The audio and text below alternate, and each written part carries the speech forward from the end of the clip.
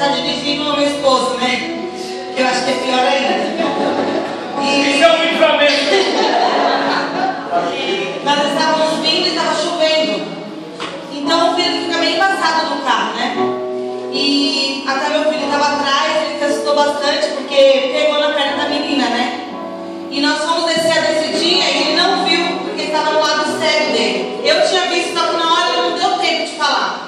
E quando ele desceu, foi a mão do Senhor, eu creio, porque ele estava mais devagar do que os outros dias, porque ele costuma descer correndo. E aquele dia ele não percebeu. E aí quando ele colocou o carro assim para entrar para a esquerda, tinha uma moça com uma menininha atravessando.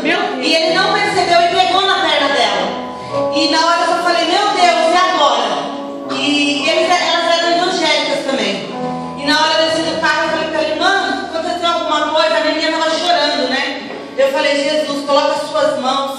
Porque meu cunhado já atropelou uma menina e não é fácil, porque depois você tem que dar assistência, né? Tem que correr atrás. E quando não acontece coisa pior. E ali quando ela falou, ela estava chorando muito e a gente ficou preocupado, paramos o carro. E aí ela falou, não mãe, não aconteceu nada. Aí o Sandro falou, mexe na perna dela para ver se está tudo bem, né? E aí ela mexeu a perna ali e ela disse, só foi um susto. Então eu creio que ali foi a mão do Senhor que se levou ali. E não deixou acontecer nada de pior. Porque quando nós estamos vindo para a casa do Senhor, o inimigo levanta da direita, da esquerda, querendo nos impedir. Mas ele foi derrotado no dia de hoje na minha vida. E eu creio que foi um grande livramento do Senhor para mim e para meu esposo, amém? E eu estava, quando eu cheguei neste lugar, o Senhor me dava uma palavra em Isaías 43, quando o irmão leu.